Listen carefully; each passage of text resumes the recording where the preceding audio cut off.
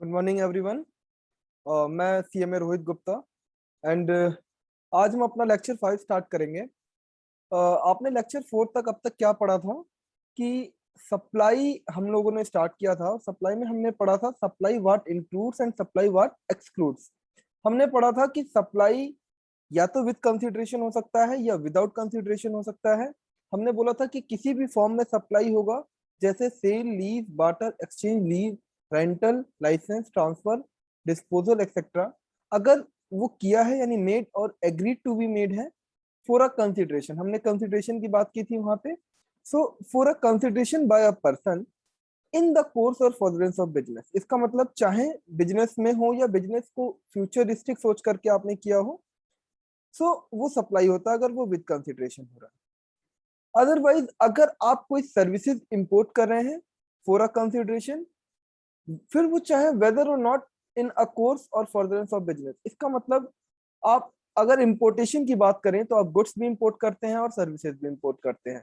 लेकिन गुड्स का इंपोर्टेशन आपका कस्टम ड्यूटी में आता है, बट सर्विस का इंपोर्टेशन जो है, अगर सर्विस इंपोर्ट कर रहे हैं, फिर चाहे वो आप बिजनेस के लिए कर रहे हैं या बिजनेस के लिए नहीं कर रहे हैं, बट फॉर अ कंसिडरेशन कर रहे हैं।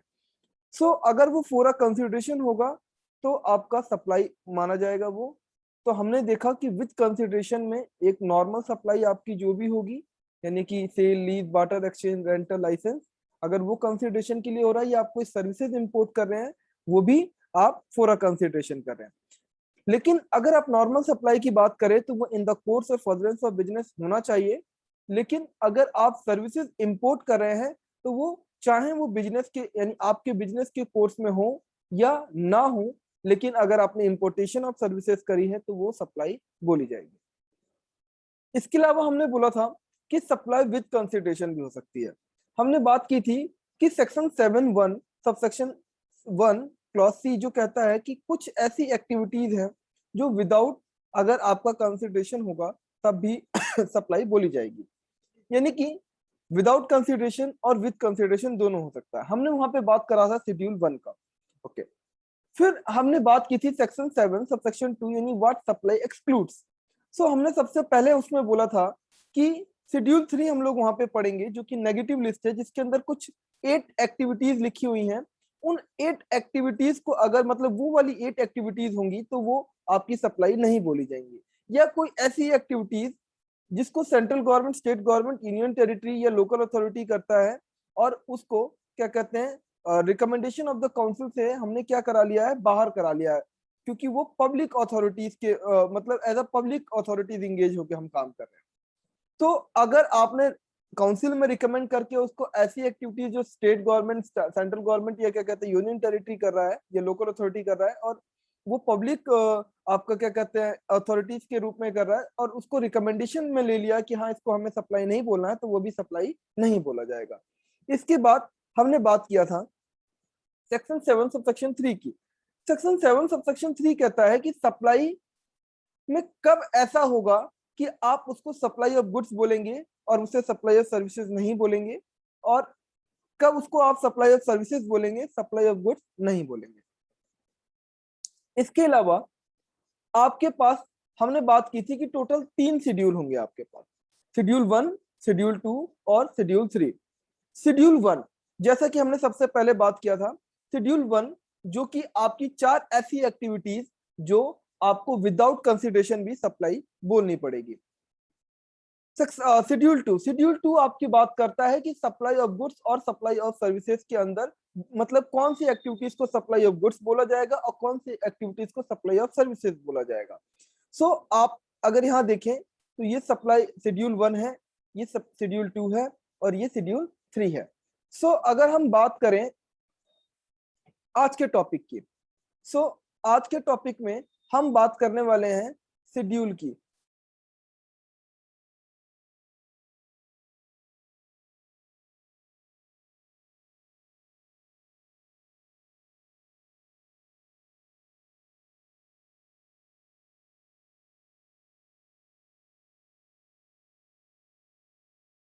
शेड्यूल की हम बात करें तो टोटल 3 शेड्यूल होंगे, 1, शेड्यूल 2 और शेड्यूल 3।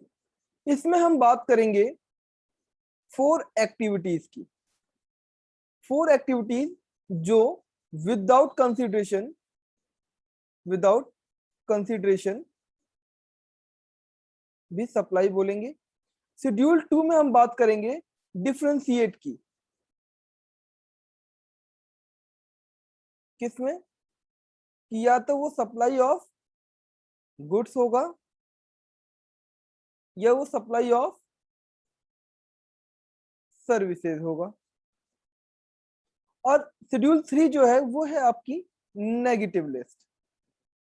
नेगेटिव लिस्ट मतलब सप्लाई एक्सक्लूड्स। सो टोटल आपके 3 शेड्यूल हैं। आज हम अपना शेड्यूल स्टार्ट करेंगे, कोशिश करेंगे कि आज तीनों शेड्यूल कवर हो जाए। बट अगर आज तीनों शेड्यूल कवर नहीं होते तो आप वेट करना नेक्स्ट लेक्चर का। नेक्स्ट लेक्चर में जो रिमेनिंग वाला शेड्यूल रह जाएगा हम उसको कंप्लीट करेंगे, क्योंकि ये 3 शेड्यूल ही आपके पूरे के पूरे सप्लाई का बेस है। यहाँ से आपको पता चलेगा कि कौन सी एक्टिविटीज ऐसी हैं जिसको सप्लाई आपको बोलना है और किसको नहीं बोलना। यहाँ से आपको पता चलेगा कौन सी ऐसी एक्टिविटीज हैं जिसको जो विदाउट कंसिडरेशन होगा फिर भी आपको उसे सप्लाई बोलना है। और यही इसी शेड्यूल से आपको ये पता चलेगा कि उन एक्टिविटीज को जिनको सप्लाई बोलना है तो उनको सप्लाई ऑफ गुड्स बोलना है या फिर सप्लाई ऑफ सर्विसेज बोलना है। सो हम स्टार्ट करते हैं अपना शेड्यूल 1 से। शेड्यूल 1 जो कि है आपकी 4 एक्टिविटीज विदाउट कंसिडरेशन जिसको हमें सप्लाई बोलना है। होप आपको मेरी स्क्रीन दिख रही होगी।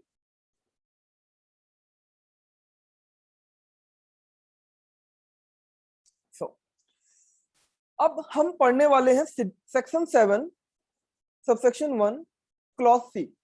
हमने बात किया था कि क्लॉज सी के अंदर कुछ ऐसी एक्टिविटीज जो शेड्यूल 1 में आएंगी, लेकिन वो आपका विदाउट कंसिडरेशन होगा। अगर वो विदाउट कंसिडरेशन है, शेड्यूल 1 में है, तो भी हम उसको क्या बोलेंगे? सप्लाई बोलेंगे। Activities to be treated as a supply even if made without consideration. अब जरा आपको समझना है, कहने को तो ये 4 एक्टिविटीज हैं, 1 2 3 4, बहुत ही इजी है, लेकिन हमको कंसेप्ट वाइज भी समझना। याद करने की बात करें तो मैं याद करा दूंगा आपको याद हो जाएगा 2 मिनट में। लेकिन हमको समझना है कि ऐसा क्यों है कि ये 4 एक्टिविटीज को विदाउट कंसिडरेशन भी सप्लाई बोला जाएगा। देखो, सबसे पहला, परमानेंट ट्रांसफर और disposal of business asset where input tax credit has been availed on such asset. इसका मतलब क्या है? अगर आप कोई अपने बिजनेस के एसेट को ट्रांसफर कर रहे हो या डिस्पोज ऑफ कर रहे हो विदाउट कंसिडरेशन, अब अगर आपने उसके ऊपर इनपुट टैक्स क्रेडिट लिया हुआ है तब तो वो क्या बोलेंगे? आप उसको सप्लाई बोलेंगे। चलो समझते हैं इसको। बहुत आसान है, बहुत आसान है, आपको समझ में भी आएगा बहुत इजीली। देखो, ये एक बिजनेस है, ये एक बिजनेस है, मान लो R&D कंपनी। इसके पास एक एसेट है 1 और एक एसेट है 2। मान लो इस एसेट की कॉस्ट है 10,000 रुपए प्लस 1,800 रुपए इसके ऊपर जीएसटी है, और ये टोटल 11,800 का है। मान लो एसेट 2 जो है आपका 20,000 रुपए का है, और इसके ऊपर जीएसटी जो है वो 3,600 है, और ये टोटल आपका 23,600 है। आपने जब एसेट 1 को खरीदा, यानी जब इसको आपने परचेस किया, तो जो इसका जीएसटी था, ये जो जीएसटी का आप जो इनपुट था, आपने इसका इनपुट क्या कर लिया? ले लिया। आपने इसका जीएसटी इनपुट ले लिया। अब इससे इनपुट लेने से क्या हुआ कि आपने जब उस महीने की सेल करी होगी, तो जो सेल के ऊपर लायबिलिटी आई होगी, तो सेल की लायबिलिटी में आपने इस इनपुट का यूज करके अपनी लायबिलिटी को कम कर लिया। अब मान लो इस मंथ की जो आउटपुट है, आउटपुट लायबिलिटी है, अगर मान लो अगर आपको output liability output GST liability अगर मैं बात करूं, आपको मान लो 5,000 रुपए का टैक्स पे करना है, टैक्स टू बी पेड करना है, तो आप सबसे पहले क्या करोगे, इसमें से माइनस कर लोगे अपना इनपुट। अब अगर आपने इसमें से अपना इनपुट माइनस कर लिया ये 1800, तो अब आपको सिर्फ 3200 ही क्या करने हैं, पेड करना, यानी टू बी पेड। तो आपने इस इनपुट से अपनी लायबिलिटी को क्या कर लिया, कम कर लिया, यानी आपने कस्टमर से 5,000 रुपीज चार्ज किया, आपको मिल गया, लेकिन आपने गवर्नमेंट को कितना पे किया, ओनली 3200, क्योंकि 1800 का आपने क्या कर लिया, जीएसटी इनपुट ले लिया। और अब आप क्या कर रहे हैं, अब आप क्या कर रहे हैं कि आप अब इस एसेट को सोल्ड कर रहे हैं, अब इस एसेट को आप क्या कर रहे हैं, सोल्ड कर रहे हैं। अब यहां पर आपको दो बातें समझनी है, इसमें आप दो तरीके से सोल्ड कर सकते हैं। एक तो विद कंसीडरेशन, आपने किसी और को अपनी एसेट बेच दी, जब आप विद कंसीडरेशन बेचेंगे तो वो तो सप्लाई हो जाएगा, और सप्लाई हो जाएगा तो सेल के ऊपर फिर से क्या आ जाएगा, जीएसटी लायबिलिटी आ जाएगी, है ना। लेकिन अगर आप इसको विदाउट कंसीडरेशन सोल्ड कर रहे हैं, समझिए कि आप इसको विदाउट कंसीडरेशन सोल्व कर रहे हैं। अब अगर हम बात करें सेक्शन 7(1)(a) के हिसाब से, तो सेक्शन 7(1)(a) के हिसाब से अगर आप कोई भी चीज विदाउट कंसीडरेशन सेल करेंगे तो वो तो सप्लाई नहीं है। अगर वो विदाउट कंसीडरेशन सप्लाई, अगर मैं नॉर्मल केस में बात कर रहा हूं कि अगर वो सप्लाई है ही नहीं विदाउट कंसीडर, अब देखो विदाउट कंसीडरेशन क्या हो सकता है, आपने उसको लेकर के अपने पर्सनल यूज में ले लिया हो, या आपने उसको क्या कहते हैं किसी और को गिफ्ट में दे दिया हो, लेकिन हुआ क्या, हुआ ये कि आपने इस 1800 का इनपुट लिया था अपने बिजनेस के लिए, और अब वो एसेट आपके बिजनेस में है नहीं, आपने उसको क्या कर दिया, सोल्ड कर दिया, सोल्ड कर दिया, लेकिन विदाउट कंसीडरेशन। अगर आपने विद कंसीडरेशन किया होता तो फिर तो सप्लाई होता, सप्लाई होती तो जीएसटी की लायबिलिटी आ गई होती, लेकिन क्योंकि ये विदाउट कंसीडरेशन है तो विदाउट कंसीडरेशन की वजह से वो सप्लाई नहीं हो रही थी, तो यहां पर गवर्नमेंट का लॉस हो रहा है। गवर्नमेंट कह रही है कि यार ये 1800 का आपने इनपुट भी ले लिया और वो एसेट भी अब आपके बिजनेस में नहीं है, यानी आप उसको यूज भी नहीं कर रहे, तो ये तो यार आपने एक तरीके से टैक्स की चोरी करी। इस तरीके से लोग क्या करेंगे कि लोग एसेट्स खरीदेंगे बिजनेस के नाम पे और उसकी लायबिलिटी इनपुट ले लेंगे, और उसके बाद क्या करेंगे, उसको आप पर्सनल यूज में ले आएंगे। इससे गवर्नमेंट को क्या होगा, लॉस होगा, क्योंकि गवर्नमेंट सिर्फ इनपुट उस चीज का देगी जो आपके बिजनेस में यूज हो और बिजनेस में वो एसेट यूज हो रही हो। लेकिन अगर आपने उसको विदाउट कंसीडरेशन फिर पर्सनल यूज के लिए ले लिया या आपने उसको डिस्पोज ऑफ कर दिया, तो वहां पर गवर्नमेंट का जीएसटी इनपुट लॉस हो जाएगा। तो ऐसे केस में क्या होगा, ऐसे केस में गवर्नमेंट कहती है कि इसमें दो बातें हो सकती हैं। पहला कि आप जीएसटी का इनपुट ले रहे हो, और दूसरे केस में आप जीएसटी का इनपुट नहीं लेते हैं। पहला समझते हैं कि जब आपने इनपुट नहीं लिया, मतलब जब आप एसेट्स को खरीद के लेकर के आए तो आपने उस एसेट का जीएसटी का इनपुट नहीं लिया। अगर आपने उस एसेट का इनपुट ही नहीं लिया है तो ऐसे एसेट को अगर आप विदाउट कंसीडरेशन सोल्ड कर देंगे, ऐसे एसेट को अगर आप विदाउट कंसीडरेशन सोल्ड कर देंगे तो वो सप्लाई नहीं होगी।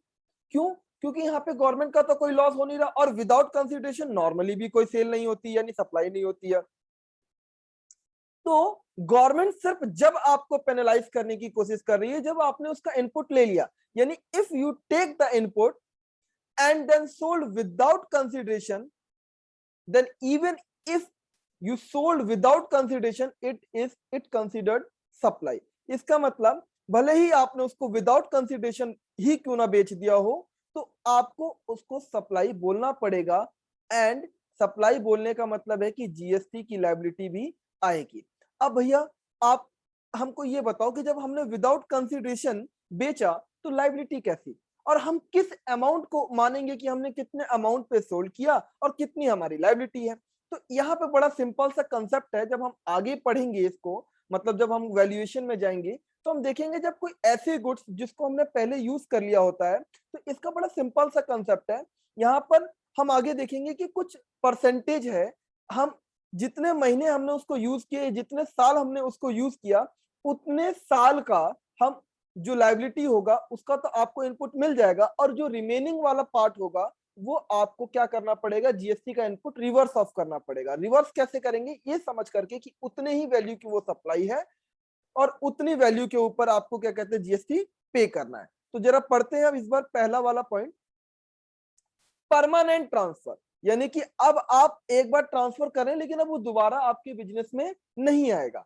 और डिस्पोजल ऑफ बिजनेस एसेट, यहां पर एक वर्ड है बिजनेस का एसेट, यानी कि ऐसा नहीं आप अगर अपने पर्सनल एसेट को ट्रांसफर करेंगे या आप उसको क्या कहते हैं डिस्पोज ऑफ करेंगे तब नहीं, अगर वो बिजनेस का एसेट है, परमानेंट ट्रांसफर कर रहे हैं या डिस्पोज ऑफ कर रहे हैं, और उसका जिसका आपने इनपुट टैक्स क्रेडिट अवेल्ड कर लिया है, तो ऐसे एसेट को अगर आप विदाउट कंसीडरेशन ट्रांसफर करेंगे तो उसको क्या बोला जाएगा, सप्लाई बोला जाएगा। तो देखो आपको सप्लाई का मतलब शेड्यूल 1 का पहला पॉइंट कितने इजीली क्लियर हो गया।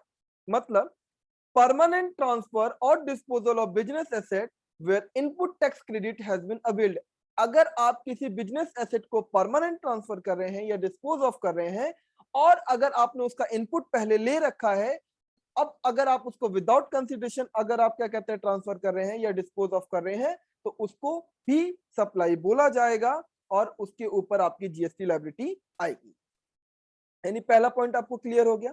चलो इसका एक आध एग्जांपल देख लेते हैं। देखो, परमानेंट ट्रांसफर और disposal of business asset, all kind of disposal or transfer of business asset made by an entity on a permanent basis even without consideration will be treated as supply provided input tax credit has been availed on such asset। बहुत simple सी बात है। देखो पहले तो वो ये कह रहा है कि किसी भी काइंड का आपका बिजनेस का एसेट है जिसको आप डिस्पोज ऑफ कर रहे हैं या ट्रांसफर कर रहे हैं, made by an entity, entity ने किया हो यानी आपकी बिजनेस ने किया हो, परमानेंट बेसिस पे यानी अब दोबारा नहीं आने वाला, इवन विदाउट कंसिडरेशन। अच्छा, विद कंसिडरेशन होगा तो क्या होगा, अरे विद कंसिडरेशन होगा तो सप्लाई होगा, इसमें तो कोई डाउट ही नहीं है। कोई भी चीज अगर आप विद कंसिडरेशन करेंगे तो सप्लाई होगा, लेकिन अगर आप विदाउट कंसिडरेशन करते हैं तो विदाउट कंसिडरेशन अगर आप कोई परमानेंट ट्रांसफर कर रहे हैं बिजनेस एसेट का, और प्रोवाइडेड, देखो कंडीशन लगा दिए, प्रोवाइडेड कंडीशन, उसके ऊपर आपने इनपुट टैक्स क्रेडिट क्या कर लिया हो, ले लिया हो। एग्जांपल देखते हैं, जेट लिमिटेड जो है अपग्रेड द कंप्यूटर सिस्टम, अब वो क्या कर रहा है, अपनी पुरानी कंप्यूटर सिस्टम को अपग्रेड करना चाहता है। The existing computers and laptop which do not support the upgraded version donated to a trust. अब देखो यहाँ पे फ्री में दे दिया उसने, उसके पास जो एग्जिस्टिंग कंप्यूटर थे, जो उसके लैपटॉप थे या जो भी दूसरी चीजें इक्विपमेंट्स होंगी, उसने उसे क्या कर दिया, डोनेट कर दिया। देखो डोनेट कर दिया, डोनेट का मतलब है ट्रांसफर कर दिया। अब देखो आप बोलोगे अरे डोनेट कर रहा है, अच्छा काम कर रहा है, अरे अच्छा काम कर रहा है लेकिन उसने जीएसटी की तो लायबिलिटी ले ली ना पहले इनपुट, तो अब उस इनपुट को क्या करना पड़ेगा, उसे पे करना पड़ेगा। This amounts to a permanent transfer of business. ये जो डोनेट कर रहा है ना, डोनेशन, डोनेशन को बोला जाएगा permanent transfer of business asset. अब देखो डोनेशन का मतलब क्या होता है, डोनेशन का मतलब होता है फ्री में करना। The same will be treated as supply of goods and liable to GST in the hands of Z limited. क्योंकि भाई उसने फ्री में दे दिया, उससे हमें कोई मतलब नहीं है, लेकिन अगर कोई बिजनेस का asset permanent transfer without consideration होगा तो उसको जीएसटी पे करना पड़ेगा। Provided if company availed input tax credit on such computers and laptop. तो कंडीशन बड़ी सिंपल है। अब अगर यही जेड लिमिटेड ने कंप्यूटर सिस्टम तो आपके क्या कहते हैं डोनेट कर दिए, लेकिन जब उसने पहली बार परचेस किया था तो उसने इनपुट नहीं लिया था। अगर उसने इनपुट नहीं लिया होगा तो डोनेट करे, किसी को भी डोनेट कर दे, कोई फर्क नहीं पड़ता, उस पर कोई लायबिलिटी नहीं आएगी। क्यों? क्योंकि उसने उसका इनपुट नहीं लिया, उसने उससे कोई फायदा नहीं लिया है। चलो अगले एग्जाम्पल पे चलते हैं। Next example, Mr. Sankar Private Limited, being a trader in close, permanently transfer 50% of its stock to a society free of cost। अच्छा, एसेट का मतलब ये मत समझना कि कोई हार्डकोर एसेट ही होगी भाई, एसेट्स तो भाई आपकी स्टॉक्स भी हो सकते हैं। तो एक शंकर प्राइवेट लिमिटेड है, वो क्या कर रहा है कि अपने स्टॉक का 50% जो क्लॉस है वो क्या कर रहा है, सोसाइटी में फ्री ऑफ कॉस्ट बांट दी उसने।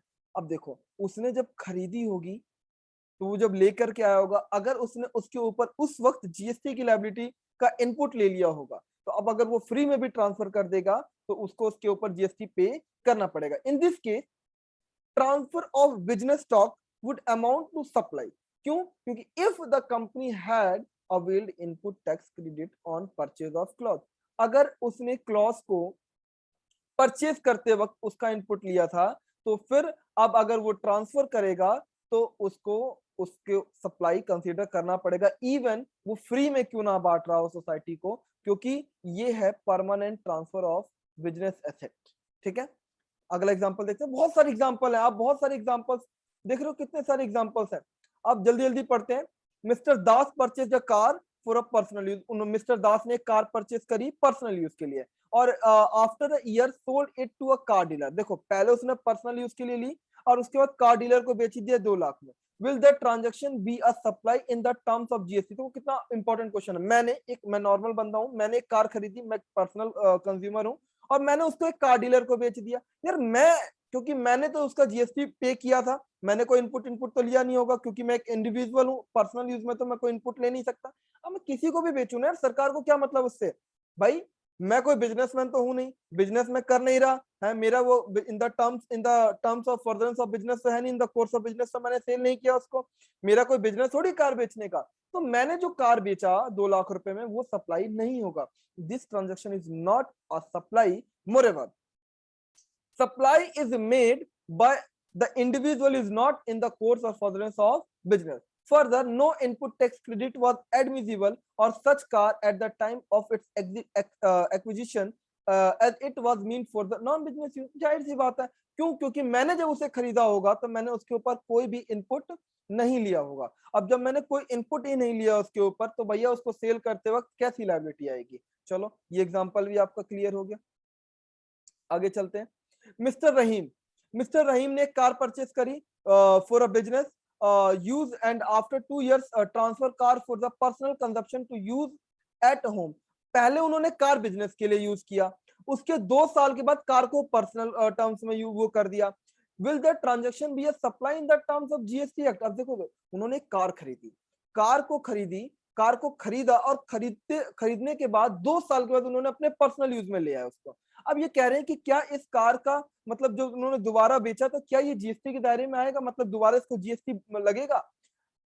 अब जरा इंपॉर्टेंट बात समझने वाली है, यहाँ पर नोट में दे रखा उन्होंने, मैं वैसे भी आपको बता दूं, कार अगर आप यूज करने के लिए बिजनेस में लेते हैं, और आपका जो क्या कहते हैं बिजनेस है वो ट्रैवलिंग वगैरह का नहीं है, ट्रैवलिंग बिजनेस नहीं, आप जैसे नॉर्मल आप बिजनेस करते हो उसमें कार यूज कर रहे हैं अपने आने जाने के लिए या एम्प्लॉयज के आने जाने के लिए, तो ऐसे कार का इनपुट ही नहीं मिलता। हम पढ़ेंगे आईटीसी सेक्शन 17 में पढ़ेंगे कि ऐसे कार का इनपुट ही नहीं मिलता। और बाकी इन्होंने यहाँ पे अलग से भी दे दिया कि मिस्टर रहीम ने कोई इनपुट लिया ही नहीं था। तो भैया जब कोई इनपुट लिया ही नहीं था तो उसको ट्रांसफर करते वक्त कोई लायबिलिटी भी नहीं आएगी। No, because supply is not made by the individual in the course of furtherance of business. Further, input tax credit will not be admissible or such car at the time of its acquisition. जब खरीदा था तो उसका input नहीं लिया था, इसलिए जब उसको दोबारा बेचेंगे तो उसको सप्लाई भी कंसिडर नहीं की जाएगी। चलो, next example. Mister M and company a sole proprietor in the business of selling furniture. उनका काम क्या है? बिजनेस, बिजनेस है, सोल प्रोप्राइटर है, बिजनेस है, फर्नीचर बेचते हैं। It owners took a set of furniture to furnish his house permanently. क्या कर रहे हैं उन्होंने? ऑफिस से क्या करा? Its owner took a set of furniture, उन्होंने बिजनेस से ही कोई फर्नीचर लिया और अपने बिजनेस अपने घर लेके गए permanently. Will that transaction be a supply in the terms of GST act? Question ये है कि आईटीसी ऑन सच फर्नीचर लिया था कि नहीं लिया था? तो यहाँ पे नोट में लिखा है कि आईटीसी उस फर्नीचर के ऊपर नहीं लिया था। तो जब आईटीसी नहीं लिया था तो उसको ट्रांसफर, क्योंकि देखो परमानेंट ट्रांसफर हो रहा है बिजनेस एसेट का, निकाल लिया बिजनेस से, बिजनेस से एसेट निकाल लिया। अगर उसके ऊपर जब बिजनेस में खरीद के लेकर के आए थे अगर उस एसेट को, जब उन्होंने आईटीसी अगर लिया होता तो जब उसको ट्रांसफर करते तो उसके ऊपर भी आईटीसी आपका, यानी कि उसको जीएसटी बोला, उसके ऊपर जीएसटी लगाया जाता, यानी कि उसको सप्लाई बोला जाता। सो हमारे एग्जांपल्स खत्म हो गए। कुछ एक आध एग्जांपल रह गए होंगे, आपको इसको पढ़ लेना है खुद से। जैसे 43 एग्जांपल जो है वो आपको खुद से पढ़ना है। सो हमने पहला केस जो है वो पढ़ लिया, permanent transfer of business asset.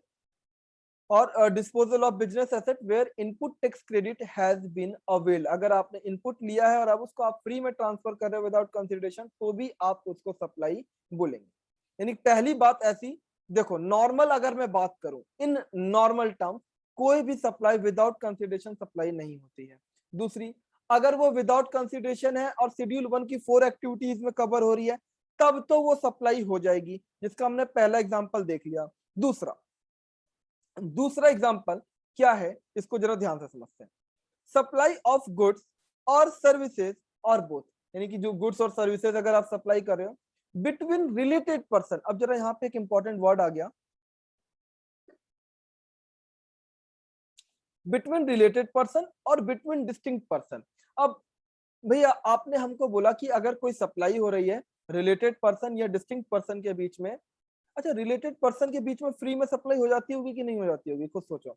जैसे मैं और मेरा भाई है, अगर हम दोनों बिजनेस कर रहे हैं, तो मैं और वो, अगर मैं सप्लाई करूंगा ना, एक नॉर्मल सी बात समझो ना जरा, मैं अगर कोई सप्लाई करूंगा, मान लो सपोज कि मेरी एसी की दुकान है, मेरा भाई एक कपड़े बेचता है। अब मैं एसी नॉर्मल ग्राहकों को बेचता हूँ तो भाई मैं जीएसटी लगाता हूँ, उसके ऊपर जीएसटी आती है। और मेरा भाई कपड़े कस्टमर्स को बेचता है तो उसके ऊपर भी जीएसटी आता है। अब मैंने और मेरे भाई ने क्या करा, बोला कि यार हम कस्टमर को बेचेंगे विद कंसिडरेशन, सप्लाई हो जाएगी, और मैं बाहर से खरीदूंगा तो मुझे भी जीएसटी पे करना पड़ेगा। मेरा भाई कह रहा मुझे दुकान में एसी लगानी है, अगर मैं भी बाहर से एसी खरीदूंगा तो जीएसटी आ जाएगा। ऐसा कर, तू मुझे दे दे विदाउट कंसिडरेशन, मैं तुझे दे देता हूँ विदाउट कंसिडरेशन। तो मतलब दिमाग लगा रहे हैं, रिलेटेड पर्सन आपस में क्या करने की कोशिश कर रहे हैं, सप्लाई करने की कोशिश कर रहे हैं विदाउट कंसिडरेशन। तो वो क्या कह रहा है कि अगर रिलेटेड पर्सन या डिस्टिंक्ट पर्सन आपस में कोई सप्लाई कर रहे हैं, अब जरा यहाँ पे इंपॉर्टेंट बात क्या है, इंपॉर्टेंट बात यह है कि वो भी इन द कोर्स और फर्दरेंस ऑफ बिजनेस होना चाहिए। अगर इन द कोर्स और फर्दरेंस ऑफ बिजनेस, अगर आप बिजनेस की वजह से या बिजनेस के लिए आप कोई सप्लाई कर रहे हैं without consideration in related person के साथ, तो अब अब ये जो डेफिनेशन है ना, वो सेक्शन 25 में, अभी हम पढ़ेंगे सेक्शन 25 को भी, पर मैं आपको थोड़ा हिंट दे दूंगा अभी। पर हिंट से अगर हम काम चला ले तो बढ़िया, क्योंकि अगर हम उसमें जाएंगे तो थोड़ा टाइम हमारा कंज्यूम होगा, अदरवाइज वी ट्राई कि हम इसको कंप्लीट अभी ही कर लें। चलो, अब एक बात समझ में आ गई कि अगर रिलेटेड पर्सन अगर आपस में या डिस्टिंक्ट पर्सन अगर आपस में इन द कोर्स और furtherance of business without consideration transfer करेंगे, तो भी वो क्या होगा, सप्लाई होगा। चलो एक बात समझ में आती है हमको, ठीक है। पहली चीज, एम्प्लॉयर और एम्प्लॉय क्या आपस में रिलेटेड पर्सन होते हैं? हाँ। तो मतलब भैया आपको पहले हमें रिलेटेड पर्सन की डेफिनेशन समझानी पड़ेगी। अगर आप हमको रिलेटेड पर्सन की डेफिनेशन समझा दोगे तो हम ये समझ जाएंगे कि हाँ, इन लोगों के बीच में एक्टिविटीज होगी तो वो सप्लाई होगी। ठीक है, तो भैया आप सबसे पहले हमको क्या करो, रिलेटेड पर्सन की डेफिनेशन समझा दो। बिल्कुल समझाएंगे। चलो, क्या रहा है, person shall be deemed to be a related person. ये वाले लोग होंगे ना, तो इनको रिलेटेड पर्सन बोला जाएगा। ये वाले लोग अगर होंगे तो इनको रिलेटेड पर्सन बोला जाएगा। देखो कौन कौन, इफ अगर सच पर्सन, देखो जिसकी हम बात कर रहे हैं कि ये वाला बंदा जो है, ये रिलेटेड बोल देंगे हम इसको, क्या बोल देंगे, रिलेटेड बोल देंगे इस बंदे को। ये बंदा जो है ना खूबसूरत सा, जिसके स्पाइक से बाल भी हो रहे हैं, ये झाड़ू सा लगने लग गया यार, ये तो इसको सही सा बना देते हैं।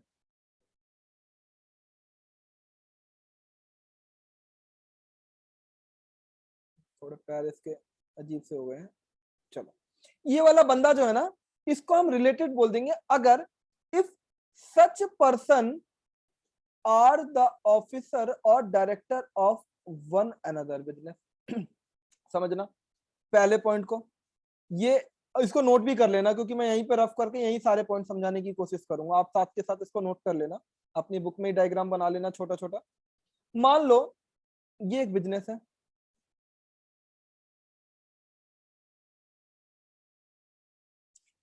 अब मान लो कि अगर ये बंदा इस बिजनेस में क्या है, या तो डायरेक्टर है या ऑफिसर है, तो इस बिजनेस के साथ इस बंदे की जो रिलेशन है वो क्या है, ये रिलेटेड पर्सन में आ जाएंगे। क्या कह रहा है, ये इस बंदे को रिलेटेड बोल देंगे हम अगर ये बंदा डायरेक्टर या ऑफिसर है वन अनदर्स बिजनेस, किसी और के बिजनेस में अगर वो क्या कहते हैं डायरेक्टर या ऑफिसर है, तो फिर हम इस बंदे को और बिजनेस को क्या बोल देंगे, रिलेटेड पर्सन बोल देंगे। यानी पहला पॉइंट आपको समझ में आ गया।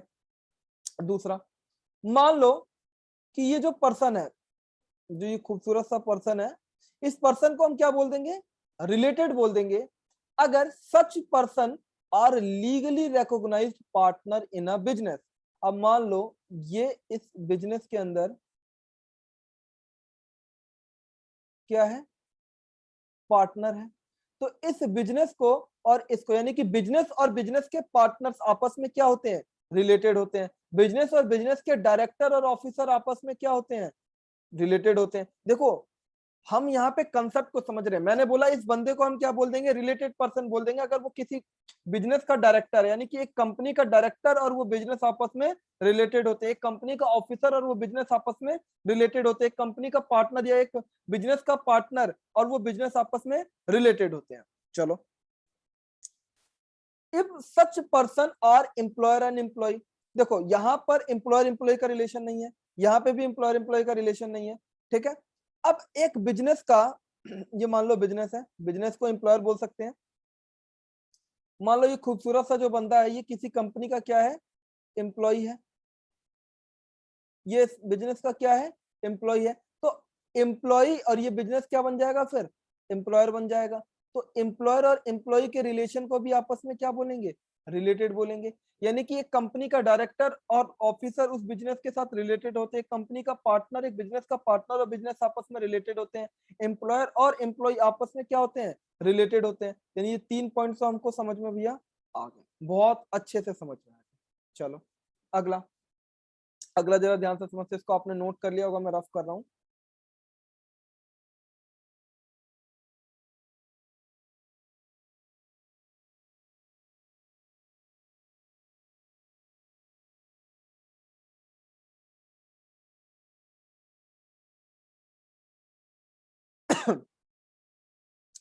कह रहा इफ एनी पर्सन, कोई भी पर्सन, एनी पर्सन डायरेक्टली और इनडायरेक्टली, मान लो ये कोई सा भी पर्सन है, ये जो खूबसूरत सा आदमी है मूछ वाला मेरी तरह, ये मूछ वाला व्यक्ति जो है, जो कोई भी पर्सन जिसको हम बोल सकते हैं एनी पर्सन, डायरेक्टली या इनडायरेक्टली कंट्रोल करता है या होल्ड करता है 25% या उससे ज्यादा of the outstanding voting stock और शेयर ऑफ शेयर्स, और सॉरी, एनी पर्सन डायरेक्टली और इनडायरेक्टली कंट्रोल्स और होल्ड 25% और more of the outstanding voting stock और शेयर्स, और shares of both of them.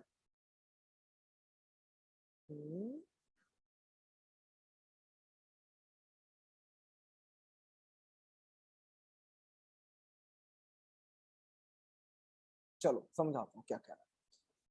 इसने किसी के भी 25% या उससे ज्यादा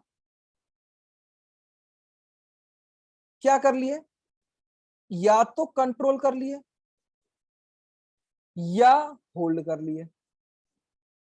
क्या होल्ड कर लिया और क्या कंट्रोल कर लिए, वोटिंग स्टॉक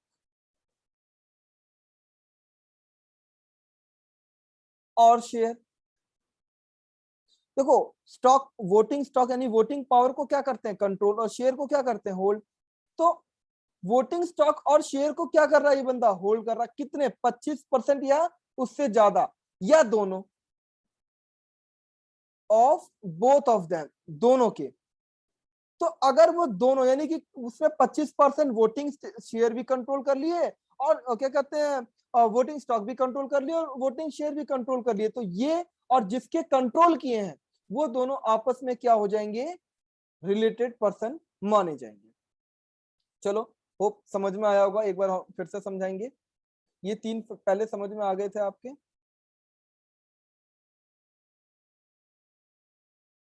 चलो समझते हैं, अगला क्या कह रहा है, वन ऑफ देम डायरेक्टली और इनडायरेक्टली कंट्रोल द अदर। अब जरा देखो, कोई एक दूसरे को कंट्रोल कर रहा है, यानी एक बिजनेस दूसरे बिजनेस को क्या कर रहा है, कंट्रोल कर रहा है। अगर एक बिजनेस दूसरे बिजनेस को क्या करेगा, कंट्रोल करेगा डायरेक्टली या इनडायरेक्टली, तो वो दोनों आपस में क्या हो जाएंगे, रिलेटेड।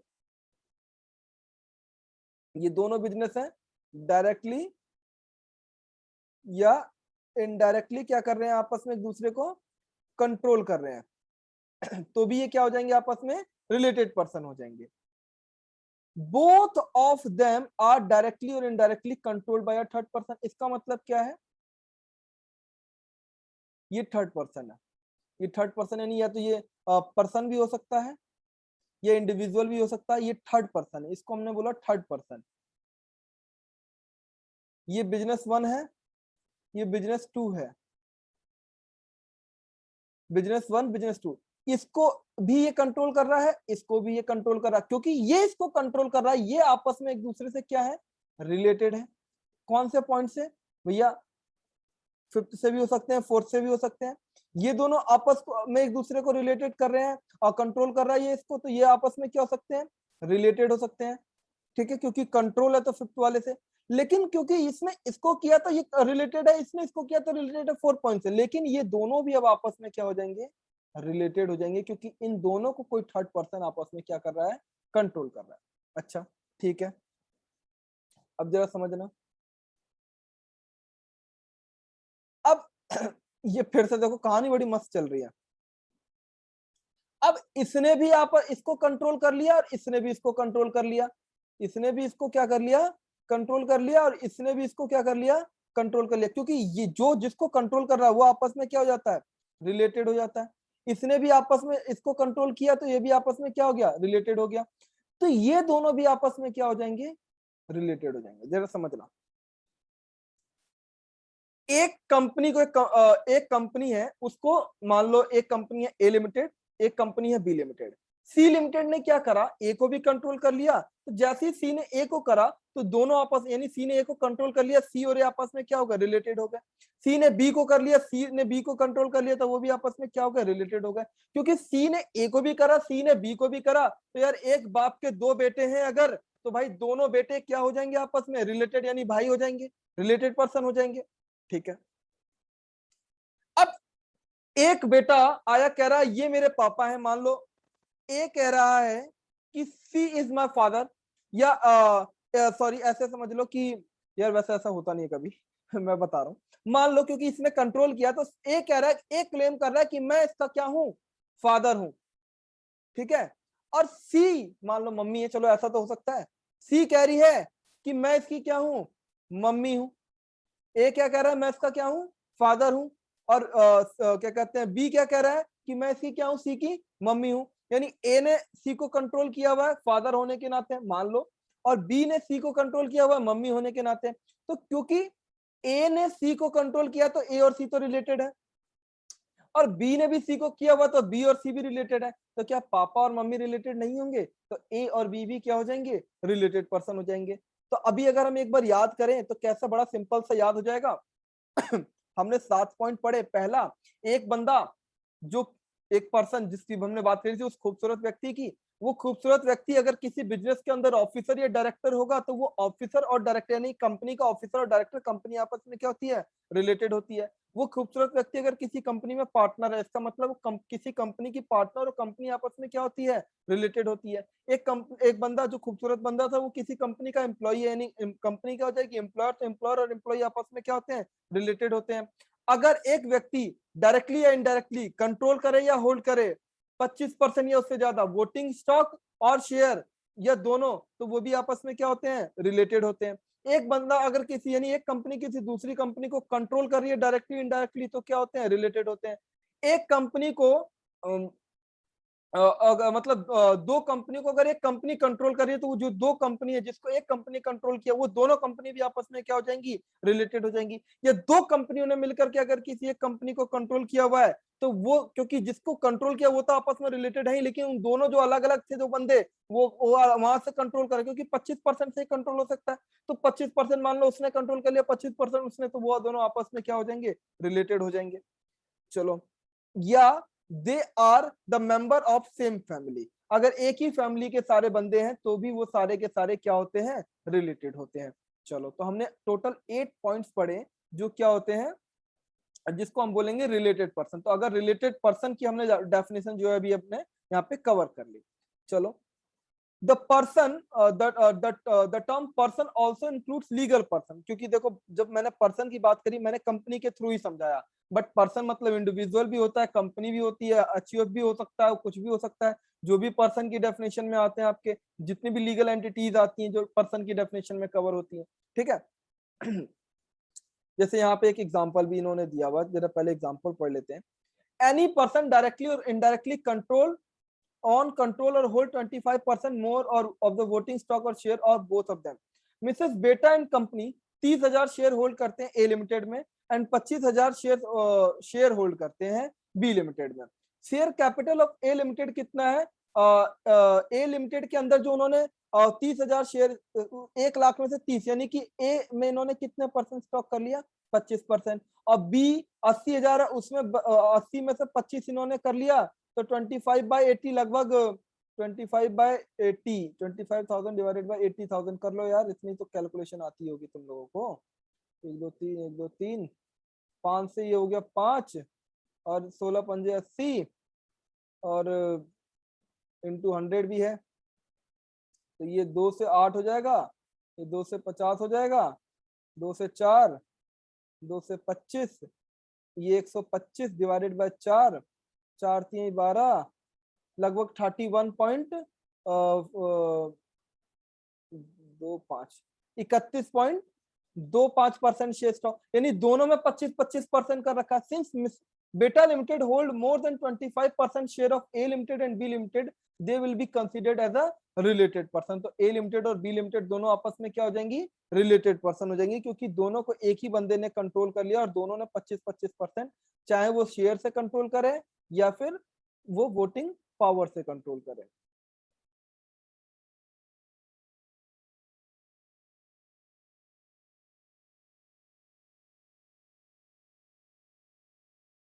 ठीक है, समझ में आ गया? अच्छा, हमने 2 पॉइंट पढ़ लिए थे। तीसरा, persons who are associated in the business of one another is that one is the sole agent or sole distributor or sole concessionaire, however described of the other shall be deemed to be related। अगर यार कोई person जो directly किसी company में associated है या उसका agent है, सोल एजेंट है, मतलब वो एक बंदा है उसने अपना पर्सनल एजेंट रखा हुआ, तो यार ये सोल डिस्ट्रीब्यूटर है। देखो, एक होता है कि ऐसा डिस्ट्रीब्यूटर जो सबके सबके लिए डिस्ट्रीब्यूटर, यानी एक डिस्ट्रीब्यूटर है जो कई कंपनियों की सेल करता है। लेकिन अगर जैसे आपने देखा होगा Hyundai वगैरह जो होती है या कार कंपनी होती है, वो अगर Hyundai की कार ही बेच रही है सर, तो यानी उसने सोल एजेंट है, क्योंकि एजेंट पे ही होते हैं, सारे एजेंट ही होते हैं जहां से आप कार या बाइक लेते हैं। तो वो या तो सोल भी हो सकते हैं या वो मल्टीपल मतलब डिस्ट्रीब्यूटर भी होते हैं। जैसे आपने कई कार या बाइक की कंपनियां देखी होंगी जहां पर क्या होता है, कंपनी मतलब जहां से आप खरीदते हैं वो कई अलग अलग कंपनी उसकी कार या बाइक रखते हैं, तो वो सोल डिस्ट्रीब्यूटर नहीं है, तो वो रिलेटेड नहीं होते हैं। लेकिन अगर कोई सोल डिस्ट्रीब्यूटर या सोल एजेंट है आपका और वो डायरेक्टली एसोसिएटेड है बिजनेस के साथ, तो वो तो डीम्ड टू बी रिलेटेड माना ही जाएगा, इसमें तो कोई डाउट है ही नहीं। इतना तो आप लोग लॉ भी पढ़ के आए हैं, आपको वहां से भी समझ में आता है। इसके कुछ एग्जांपल्स हैं, आपको देखने हैं, लेकिन उससे पहले अब हमको क्या समझना है, हम अपने पॉइंट पे आते हैं। जो हमारा पॉइंट था, पॉइंट क्या था? पॉइंट था ये कि अगर आप कोई गुड्स और सर्विसेज की सप्लाई करते हैं या दोनों की, किसके साथ? रिलेटेड पर्संस के साथ, तो आप क्या माने जाएंगे? इन the course of further without consideration भी अगर आप करेंगे रिलेटेड पर्सन के साथ, तो वो क्या हो जाएगा? आपका सप्लाई हो जाएगा। लेकिन एक बात समझना है, ये सिर्फ एक एक्सेप्शन है एम्प्लॉयर एम्प्लॉय के लिए। भाई एम्प्लॉयर और एम्प्लॉय तो आपस में क्या होते हैं? रिलेटेड होते हैं। अब पहली चीज मैं आपको ये बता दूं कि एम्प्लॉयर एम्प्लॉय का जो रिलेशन होता है, एम्प्लॉयर एम्प्लॉय को पैसे देता है, एम्प्लॉय एम्प्लॉयर के लिए सर्विसेज देता है, तो क्या वहां पे जीएसटी आएगा? तो मैं सीधे सीधे मना कर देता हूँ। क्यों? क्योंकि अभी हम पढ़ेंगे शेड्यूल 1 के बाद 3, जब हम शेड्यूल 3 पढ़ेंगे जो कि नेगेटिव लिस्ट है, तो नेगेटिव लिस्ट में साफ साफ बड़े बड़े अक्षरों में लिखा है कि एम्प्लॉयर और एम्प्लॉय का जो रिलेशन है उसे सप्लाई नहीं बोला जाएगा। एम्प्लॉयर और एम्प्लॉय के रिलेशन को सप्लाई नहीं बोला जाएगा। चलो, तो अब एम्प्लॉयर एम्प्लॉय का रिलेशन तो सप्लाई से मुक्त हो गया। लेकिन लेकिन एम्प्लॉयर एम्प्लॉय के बीच में जो सप्लाई मतलब जो रिलेशन होता है, वो सर्विसेज को लेकर के होता है और जो उनको बदले में मिलता है वो सैलरी होता है। लेकिन इसके अलावा भी बहुत सारी चीजें हैं जो एक एम्प्लॉयर एम्प्लॉय को फ्री में देता है। एक एम्प्लॉयर जो एम्प्लॉय को फ्री में देता है, जो सैलरी के अंदर कवर नहीं होती। तो ऐसी अगर कोई चीज जो फ्री में वो दे रहा है एम्प्लॉय को, तो यार अब वो हमने वहां पे बोला कि एम्प्लॉयर और एम्प्लॉय अगर वो सैलरी में सैलरी पे कर रहा है तो सैलरी को क्या कहते हैं, सप्लाई के उसमें नहीं लेके आएंगे, हमें सप्लाई के अंडर नहीं लेके आना। लेकिन अगर एम्प्लॉयर, अब देखो दिमाग क्या लगा रहा है कि वो सैलरी के रूप में भी नहीं देना चाह रहा, तो अगर वो सैलरी के रूप में नहीं देना चाह रहा है, in the form, not in the form of salary, तो क्या करेंगे हम? अगर वो गिफ्ट दे रहा है तो इन्होंने बोला कि ठीक है गिफ्ट वगैरह भी आपकी सप्लाई नहीं होगी, लेकिन सुनना जरा, रुको रुको सबर करो। कितने तक की? 50,000 तक की। Gift not exceeding 50,000। अगर 50,000 तक की है किसी भी फाइनेंशियल ईयर में, अब ये पूरे फाइनेंशियल ईयर की, चाहे एक बार में ले ले, चाहे 2-2 हजार करके ले ले, चाहे कैसे भी, अगर कोई गिफ्ट जो 50,000 तक के कम का है, अगर वो एम्प्लॉयर ने एम्प्लॉय को दिया है, shall not be treated as supply of goods और सप्लाई ऑफ सर्विसेज और बोथ। उससे ना ही गुड्स बोला जाएगा, सप्लाई ऑफ गुड्स बोला जाएगा। ये सब क्योंकि गुड्स भी दे देते हैं कई बार, है ना। कंपनी में एम्प्लॉयर, अगर कंपनी अपने अपने एम्प्लॉय को दे देती है, जैसे कंपनी है मान लो एसी बनाती है तो फ्री में एसी दे दिया अपने एम्प्लॉय को। तो अब नॉर्मली तो एक एम्प्लॉयर जो कंपनी हो किसी को सेल करती तो भाई इसके ऊपर जीएसटी आता, लेकिन उसने बोला मैंने अपनी एम्प्लॉय को क्या कर दिया, गिफ्ट दे दिया, तो ठीक है 50,000 रुपए तक का तो चल जाएगा, कोई दिक्कत नहीं। साल में एक बार अगर एम्प्लॉयर ने एम्प्लॉय को कोई गिफ्ट दे दिया 50,000 तक का तो चल जाएगा। लेकिन 50,000 से ऊपर का कोई गिफ्ट देगा तो अब वो सैलरी तो है नहीं, 50,000 से ऊपर का अगर कोई गिफ्ट है तो उसको फिर हम क्या बोलेंगे, सप्लाई बोलेंगे। तो हमने 2 पॉइंट्स पढ़ लिए, इसके कवर कर लिए, लेकिन भैया स्टिल आपने हमको एक बात नहीं समझाई। क्या नहीं समझाई?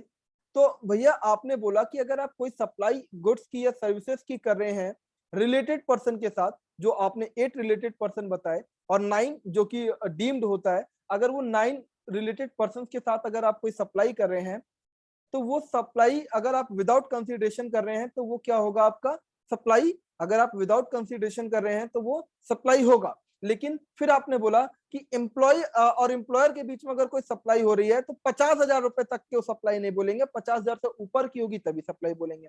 लेकिन स्टिल आपने एक बात छुड़वा दी, क्या कि यहाँ पर रिलेटेड पर्सन के साथ साथ बोला कि अगर डिस्टिंक्ट पर्सन के साथ भी करोगे ना तब भी वो सप्लाई नहीं होगी। तो हमको आप ऐसा करो, डिस्टिंक्ट पर्सन की डेफिनेशन भी बता दो। ठीक, अब ये डिस्टिंक्ट पर्सन की डेफिनेशन को पढ़ने के लिए हमको सेक्शन 25 में जाना पड़ेगा। बिल्कुल जाएंगे, सेक्शन 25 में जाकर के हम डिस्टिंक्ट पर्सन को भी पढ़ेंगे। लेकिन थोड़ा होल्ड करो, हमने 2 बातें पढ़ी कि अगर आप विदाउट कंसिडरेशन को सप्लाई करते हो तो उसको सप्लाई बोला जाएगा। लेकिन कंडीशन क्या है कि या तो वो परमानेंट ट्रांसफर या डिस्पोजल कर रहे हो बिजनेस एसेट का, या आपने रिलेटेड पर्सन के साथ या डिस्टिंक्ट पर्सन के साथ सप्लाई ऑफ गुड्स और सर्विसेज करी इन द कोर्स और फर्दरेंस ऑफ बिजनेस में, लेकिन विदाउट कंसिडरेशन।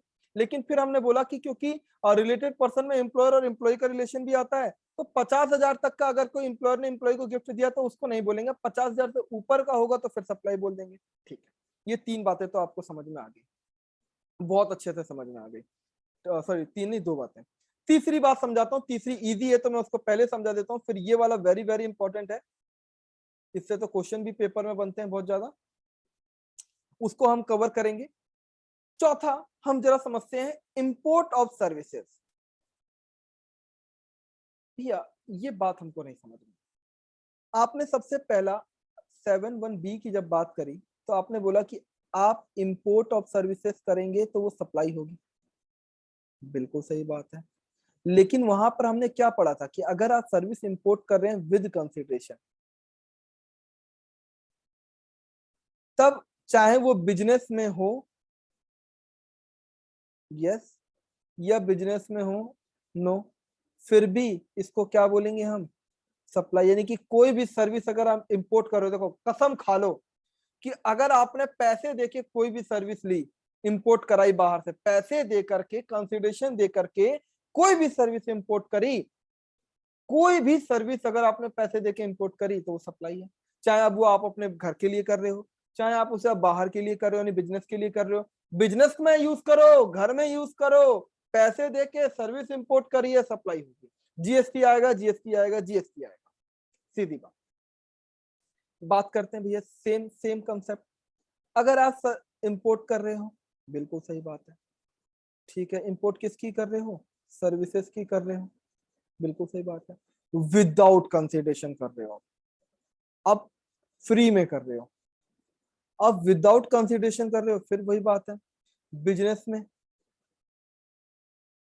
अगर बिजनेस में यस है और बिजनेस में नो, जैसी बिजनेस में नो है इसका मतलब वो क्या हो गया, जैसी बिजनेस में नो है इसका मतलब वो क्या हो गया, वो पर्सनल हो गया। तो अगर बिजनेस में यस है और विदाउट कंसिडरेशन भी आप सप्लाई कर रहे हो तो वो सप्लाई है। लेकिन अगर आपने कोई सर्विस इंपोर्ट करी फ्री में लेकिन पर्सनल पर्पस के लिए तो वो सप्लाई नहीं। जैसे मेरा भाई रहता है अमेरिका में, मेरा भाई रहता है अमेरिका में, मैं यहाँ पे फंस गया किसी काम में। मैंने अपने भाई से बोला यार ये चीज समझ में नहीं आ रही यार, 1 घंटा लगा करके आप मुझे दे दो ये मेरा भाई वहां पे टेक्नीशियन है, मेरे कंप्यूटर में कोई दिक्कत आ रही है, मैं फंस गया हूँ। तो मैंने अपने भाई से बोला भाई यार ऐसा करना है यार, मेरा दिक्कत हो रही है, मैं अपने ऑफिस का काम करता हूँ तो यार मेरे लैपटॉप सही से नहीं चल रहे, मेरे को पर्सनली दिक्कत हो रही है, मेरे घर का टीवी खराब हो गया है, जो आजकल स्मार्ट टीवी आ रहे हैं, आप ठीक कर दो। भाई ने वहीं से क्या कर दिया, टीवी ठीक कर दिया। यानी कि हमने सर्विस क्या कर ली, इंपोर्ट कर ली। लेकिन क्या भाई को मैं पैसे दूंगा, मार खाएगा मेरे से मांगेगा तो, पैसे देने वाला हूं मैं क्या अपने ही भाई को, सब वो भी टीवी ठीक करने के, पिटाई लग जाएगी उसकी। तो फ्री में मेरे भाई ने मुझे क्या कर दिया, सर्विस दे दी। अब क्योंकि भाई ने मुझे सर्विस दी और मैंने सर्विस इंपोर्ट भी की है लेकिन पैसे नहीं दिए, अगर आपने सर्विस इंपोर्ट की और पैसे नहीं दिए तो वो सप्लाई नहीं होगी, लेकिन क्योंकि वो पर्सनल नेचर में होनी चाहिए। अब दूसरी चीज, मेरा यहाँ पे बिजनेस है, मैं आर्केन कंसल्टेंसी सर्विसेज संभालता हूँ, मेरे बहुत सारे कंप्यूटर हैं, और मेरा कोई कंप्यूटर खराब हो जाता है और मैं अपने भाई से अगर सर्विसेज ले लेता हूँ तो क्योंकि मेंबर ऑफ सेम फैमिली भी रिलेटेड पर्सन होती है, तो रिलेटेड पर्सन से अगर मैंने कोई इंपोर्ट ऑफ सर्विसेज करी, आप जरा पढ़ना, import of services by a person from a related person, अगर मैंने रिलेटेड पर्सन से और from any of his other establishment outside India, अगर मैंने अपने रिलेटेड पर्सन या मेरे भाई की कोई कंपनी है बाहर, या मेरी एक कंपनी है उसकी एक रिलेटेड पर्सन, यानी उसकी एक मैंने उस बाहर की, जैसे मान लो मेरी यहाँ पे एक इंडिया में कंपनी है, मैंने अमेरिका में मेरी एक कंपनी है जिसके 25% शेयर मैंने होल्ड किया, नहीं वो मेरी रिलेटेड कंपनी है। अब अगर मैंने उस रिलेटेड से फ्री में कोई सर्विस इंपोर्ट कर ली तो भी वो जीएसटी यानी सप्लाई होगा। या उस कंपनी की कोई पेरेंट कंपनी है जो उसको कंट्रोल करती है, उसकी कोई स्टैब्लिशमेंट है, तो उसके साथ भी अगर मैंने कोई सप्लाई कर लिया यानी सर्विसेज ले ली, तो अगर in the course of business है, क्योंकि यहाँ पे ध्यान रखना एक इंपॉर्टेंट पॉइंट बोल दिया ना, वहां पर उन्होंने बोला सर्विस इंपोर्ट करो 7(1)(b) में, तो उन्होंने बोला कि अगर सर्विस इंपोर्ट करोगे तो चलो ठीक है कर लो, चाहे आप पैसे में कर रहे हो ना, तो बिजनेस में हो या ना हो सप्लाई है जी। लेकिन जब हमने शेड्यूल 1 में पढ़ा और शेड्यूल 1 में जब हम सर्विस इंपोर्ट कर रहे हैं तो वहां पे बोला बिजनेस में होगा तो ही बात करना, बिजनेस में नहीं है तो छोड़ दो। अच्छा ठीक है, बिजनेस में है, फ्री में ले रहे हो, रिलेटेड पर्सन या उसके किसी स्टैब्लिशमेंट से ले रहे हो, तब वो सप्लाई है, अदरवाइज नहीं। अच्छा ठीक है, एक ऐसी कोई अनरिलेटेड कंपनी है बाहर, मैंने फर्स्ट टाइम उससे कोई सर्विस इंपोर्ट करी अपने बिजनेस में, करते हैं ना यार, मान लो मेरा बिजनेस आरके कंसल्टेंसी, वहां पे फ्री में पहले कोई 36 दिन की फ्री ट्रायल चल रही थी, तो मैंने फ्री में कोई सर्विस ले ली, अनरिलेटेड पर्सन है, तो अब उन्होंने उनसे मैंने जो फ्री में सर्विसेज ली है, क्या वो भी जीएसटी मतलब उसको भी सप्लाई बोलेंगे, नहीं। क्यों, क्योंकि वो रिलेटेड पर्सन नहीं है, मेरी कोई रिलेटेड पर्सन से मैंने फ्री में सप्लाई नहीं ली है। अगर रिलेटेड से तो फ्री में आदमी ले ही लेता है ना, अगर वही रिलेटेड नहीं होती तो फ्री में थोड़ी करती है। अगर कोई अनरिलेटेड भी फ्री में कर रही है तो उसको सप्लाई नहीं बोलते। तो 3 बातें हमको क्लियर क्लियर समझ में आ गई। पहली, अगर आप परमानेंट डिस्पोजल कर रहे हो। दूसरा, अगर आप क्या कहते हैं supply of goods related person को कर रहे हो। तीसरा, अगर आप इंपोर्ट ऑफ सर्विसेज कर रहे हो रिलेटेड पर्सन से बिजनेस के लिए। चलो इसका एक एग्जांपल देख लेते हैं।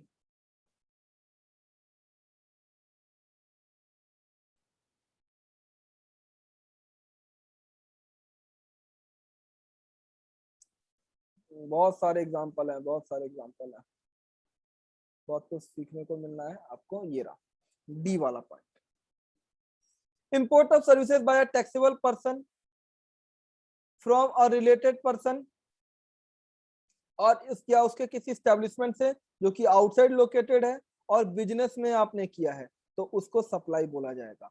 एप्टे and Apte limited is located in India, उसने 50% विल्सन लिमिटेड का यानी उसका रिलेट हो गया, उसकी होल्डिंग कंपनी हो गई, जो कि एक यूएसए बेस्ड कंपनी है, यानी यूएसए बेस्ड कंपनी का इन्होंने 51% शेयर खरीदा हुआ है, यानी इनकी रिलेटेड है आपस में, ये इसकी होल्डिंग कंपनी है। विल्सन लिमिटेड ने फ्री में बिजनेस ऑक्सिलरी सर्विसेज दे दी ऑप्टे एंड ऑप्टे को। इसको सप्लाई बोला जाएगा क्योंकि ये रिलेटेड पर्सन है, सर्विसेज इंपोर्ट हो रही है फ्री में बिजनेस के लिए, कोई डाउट नहीं है। अगला, स्पर्श लिमिटेड मुंबई की इंपोर्ट कर रहा है business support services from its head office, यानी हेड ऑफिस जो इसी का ही एक अपना ब्रांच है जो कि यूएसए में लोकेटेड है। Head office has rendered such services free of cost to its branch office.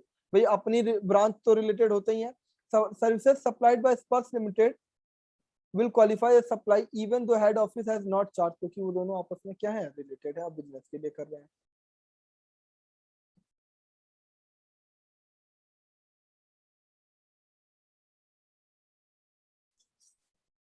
अच्छा, फैमिली का मतलब वहां पे छूट गया था। फैमिली का मतलब क्या क्या होता है यहाँ पे?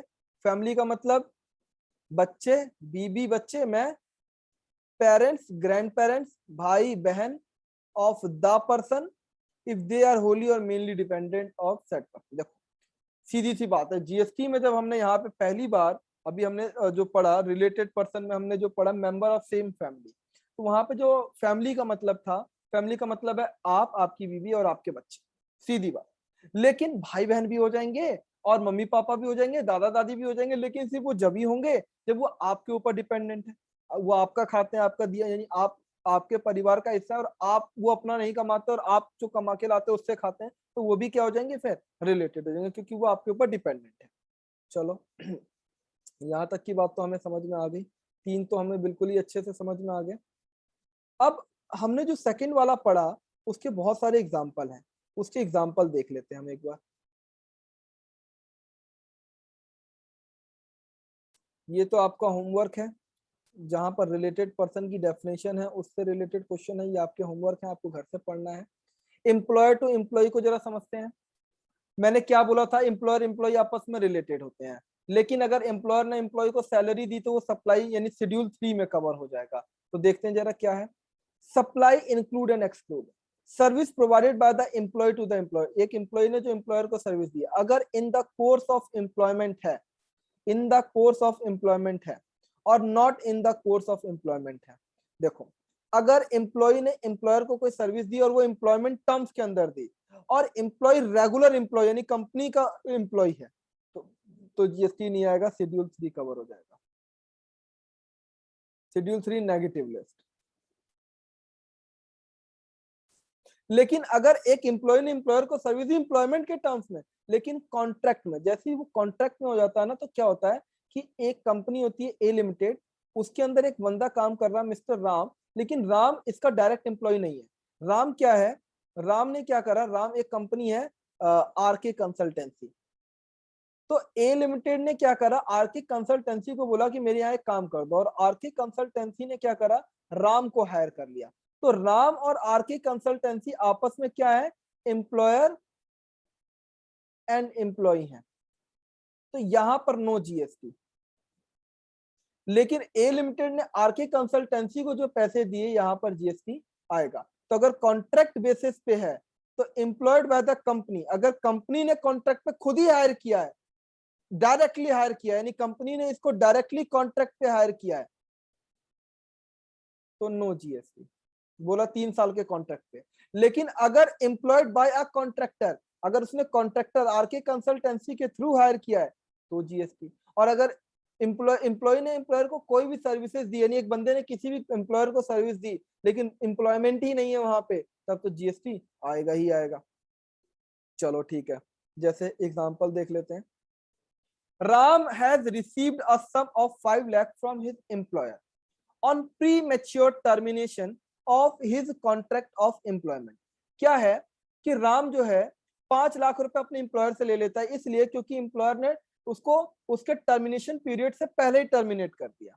Ram needs your advice. अब भाई तुम लोग सीएमए कर रहे हो, तुम्हारी एडवाइस चाहिए उनको, as to whether such recipients या receipts are liable to GST और नॉट। अब जरा समझना, क्या ये पैसा उसको एम्प्लॉयर और एम्प्लॉय के कॉन्ट्रैक्ट में मिला है? नहीं।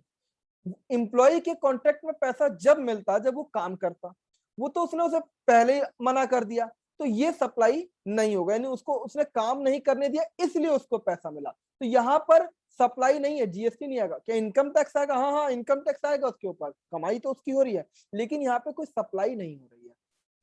Supply exclude services provided by the employee to the employer in the course of employment, क्योंकि अगर एक एम्प्लॉय जो एम्प्लॉयर को सर्विसेज देता है वो क्या होता है आपका, एक्सक्लूड होता है शेड्यूल 3 नेगेटिव लिस्ट में, hence the amount to be paid would not be charge to the GST.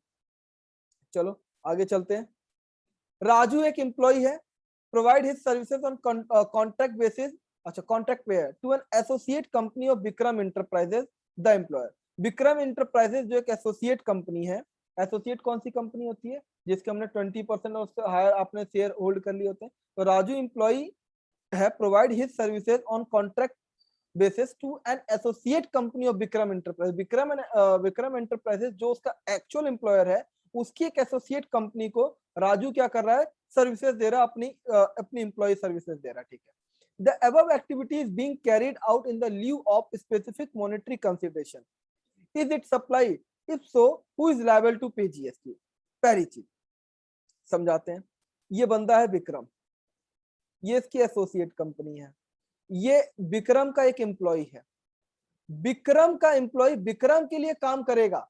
तो ये देखो, ये एम्प्लॉयर है, ये एम्प्लॉय है, इन दोनों के बीच में शेड्यूल 3 कवर हो जाता है, यानी कि नेगेटिव लिस्ट। लेकिन अगर विक्रम का एम्प्लॉयर सर्विसेज किसको दे रहा है, एसोसिएट को, तो भैया अब इसके कहने पे ही तो ये दे रहा है, तो यहाँ पर दोनों के बीच में क्या आ जाएगा, जीएसटी आ जाएगा, क्योंकि विक्रम ने माना जाएगा कि विक्रम ने अपना एम्प्लॉय जो है वो भेजा है अपनी एसोसिएट कंपनी में काम करने के लिए, तो फ्री में तो नहीं भेजा होगा, तो पैसे लेगा वहां से वो। तो yes, it is supply of service. और लायबिलिटी किसके पास है, in the hands of associate company. अच्छा क्यों, सप्लाई कौन कर रहा है, ये, तो भाई जो सप्लाई करता है लायबिलिटी तो उसके ऊपर आती है जी, आती है नॉर्मली उसी के ऊपर आती है। लेकिन यहाँ पर क्या आ जाएगा, रिवर्स चार्ज आ जाएगा। क्या आ जाएगा, रिवर्स चार्ज। जो सर्विसेज यूज करेगा वही इसकी पेमेंट करेगा। इसको आप होल्ड भी कर सकते हो, मतलब अगर समझ में नहीं आया तो कोई दिक्कत नहीं है, जब हम रिवर्स चार्ज पढ़ेंगे तब इसको हम दोबारा पढ़ेंगे। यानी सेक्शन 9 जब हम पढ़ेंगे, अभी सेक्शन 7 पे हैं, तो सेक्शन 9 पढ़ेंगे तो इसको हम दोबारा पढ़ेंगे। तो अगर एक बंदा जो उसका एम्प्लॉय है, अगर वो अपने एम्प्लॉय को अपने एसोसिएट या अपनी किसी दूसरी कंपनी में भेज रहा है अपने एम्प्लॉय को, तो उन दोनों को बीच में क्या हो जाएगा, वो जीएसटी में आ जाएगा, यानी कि वो सप्लाई हो जाएगा। लेकिन जीएसटी कौन पे करेगा, वो कंपनी पे करेगी जो एसोसिएट है, यानी जिसको उन्होंने दिया है, यानी रिवर्स चार्ज। ठीक है। Note, since mister Raju supplied services for consideration to an associate company of Vikram but not to his employer, उसने अपने एम्प्लॉयर को नहीं दिया। However, section 9(4) जो कि रिवर्स चार्ज का है, इस सस्पेंडेड टिल 31 मार्च 2018 तक। लेकिन अब तो यार एप्लीकेबल है ना, तो अभी की बात करते हैं ना। चलो, salary paid to a partner by partnership firm is liable to GST? No, it is not supply, it is merely an appropriation of profit। ये तो यार देखो, तुमने इनकम टैक्स में भी पढ़ा है कि जो पार्टनरशिप फर्म में जो सैलरी डिस्ट्रीब्यूट होती है, वो सैलरी होती नहीं, क्योंकि एम्प्लॉयर एम्प्लॉय रिलेशनशिप ही नहीं होता उनके बीच में। ये तो क्या होता है, डिस्ट्रीब्यूशन ऑफ प्रॉफिट होता है। आपने पढ़ा भी हुआ है, पीएनएल अप्रोप्रिएशन अकाउंट बनाते हो आप, पीएनएल अप्रोप्रिएशन में सैलरी जाता है, तो ये क्या है, डिस्ट्रीब्यूशन ऑफ प्रॉफिट। तो प्रॉफिट डिस्ट्रीब्यूशन के ऊपर तो जीएसटी नहीं आता है। ठीक है। बाकी कुछ और चीजें हैं जो आपको पढ़नी है, ये आपका होमवर्क है, आप मेरे से डाउट पूछेंगे इसके बारे में। जैसे कुछ मैं आपको बता दूं, मैनेजिंग डायरेक्टर क्या होता है, एक होल टाइम डायरेक्टर होता है, एग्जीक्यूटिव, नॉन एग्जीक्यूटिव डायरेक्टर और independent director. Contractual relationship of master and servant, इनके बीच में कॉन्ट्रैक्शन, जो कॉन्ट्रेक्चुअल रिलेशनशिप मास्टर सर्वेंट नहीं है, यानी कि मैनेजिंग डायरेक्टर कंपनी के बीच में एम्प्लॉयर एम्प्लॉय का रिलेशन नहीं है, तो जीएसटी आएगा। यस, किसके ऊपर आएगा, हु इज लायबल टू पे, कंपनी, क्योंकि जब एम्प्लॉयर एम्प्लॉय रिलेशनशिप नहीं है तो जीएसटी आएगा ही आएगा। होल टाइम डायरेक्टर एम्प्लॉय होता है कंपनी का, तो जीएसटी नहीं आएगा। एग्जीक्यूटिव डायरेक्टर एम्प्लॉय होता है कंपनी का, तो जीएसटी नहीं आएगा। नॉन एग्जीक्यूटिव डायरेक्टर एम्प्लॉय नहीं है तो जीएसटी आएगा। इंडिपेंडेंट डायरेक्टर क्योंकि एम्प्लॉय नहीं होता है, यानी एम्प्लॉय एम्प्लॉय रिलेशनशिप नहीं होता, तो जीएसटी आएगा। Very easy, very very easy, important है, important for exam, one word.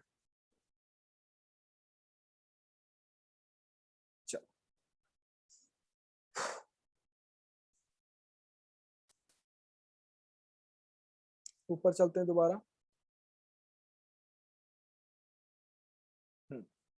हमने 3 बातें पढ़ ली, यानी कि 3 पॉइंट्स को हमने कवर कर लिया, जो कि विदाउट कंसिडरेशन अगर आप सप्लाई करेंगे तो आपको इसको जीएसटी यानी कि सप्लाई बोलना पड़ेगा।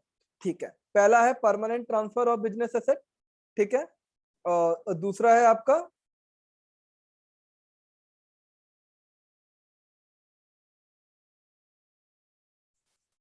है आपका सप्लाई ऑफ गुड्स और सर्विसेज रिलेटेड पर्सन के बीच में without consideration in the course of furtherance of business. तीसरा है आपका इंपोर्ट, अगर आप सर्विसेज का कर रहे हैं बिजनेस के लिए और रिलेटेड पर्सन से या उसके किसी एस्टेब्लिशमेंट से, तो आपको उसे सप्लाई बोलना पड़ेगा। चौथा बड़ा इंपॉर्टेंट है और ये कई मायने से इंपॉर्टेंट रखता है। चौथे को हम बहुत आसान से मतलब बहुत आराम से समझेंगे। समझना क्या है, देखो, पहला हमने समझा कि एक कंपनी अगर अपने एसेट्स को परमानेंटली डिस्पोज ऑफ करती है तो वहां पर क्या होता है कि उसने इनपुट ले लिया था, इसलिए उसको क्या बोला जाएगा, और जब वो फ्री में भी दे देगा तो उसको हमें सप्लाई बोलना पड़ेगा। ठीक है, दूसरे में क्योंकि जो रिलेटेड पर्सन होते हैं वो आपस में फ्री ट्रांजेक्शन कर लेते हैं, लेकिन अगर वो नॉर्मली बाहर करते तो वो सप्लाई में हो जाते, यानी वो विदाउट कंसिडरेशन नहीं कर पाते, विद कंसिडरेशन करते तो नॉर्मली उनके ऊपर जीएसटी आना चाहिए था, क्योंकि वो बच रहे थे, इसलिए यहाँ पे हमने ले लिया। इंपोर्ट और सर्विसेज में अगर आप बिजनेस के लिए कर रहे थे पहले या बिजनेस के लिए नहीं भी कर रहे थे, अगर कंसिडरेशन से कर रहे थे तो सप्लाई है, लेकिन अगर आप बिजनेस से अगर आप रिलेटेड पर्सन में करेंगे तो जाहिर सी बात आप यहाँ पे गड़बड़ घोटाला कर लेंगे, तो वहां पे भी आपको जबरदस्ती जीएसटी आ ही गया, जो आना भी चाहिए था। अब सप्लाई ऑफ गुड्स अगर आप अपने एजेंट के जरिए कोई सप्लाई करते हैं, देखो इसमें दो बातें, एक जब आप एजेंट के थ्रू सप्लाई कर रहे हैं, एक जब आपका एजेंट आपके बिहाफ पर क्या कहते हैं परचेस कर रहा है। अब जरा समझना पहला पॉइंट, दूसरा पॉइंट कैसे समझाता हूं मैं आपको।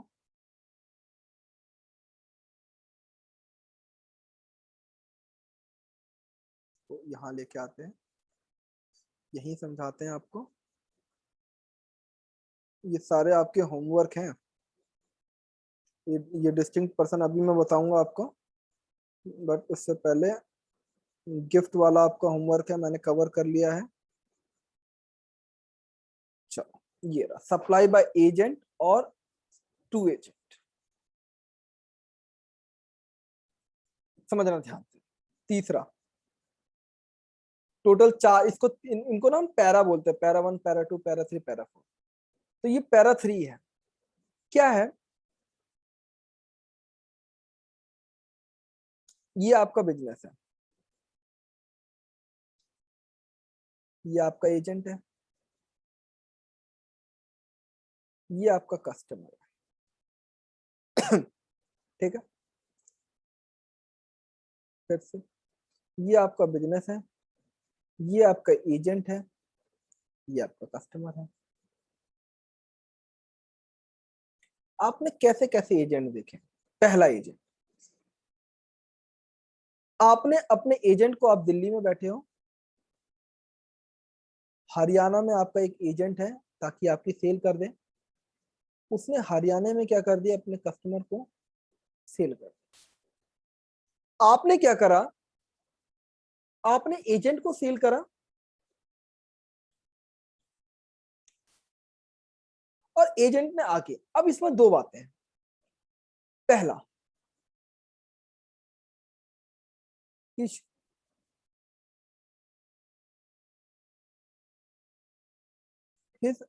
On employee, issue on his own employ.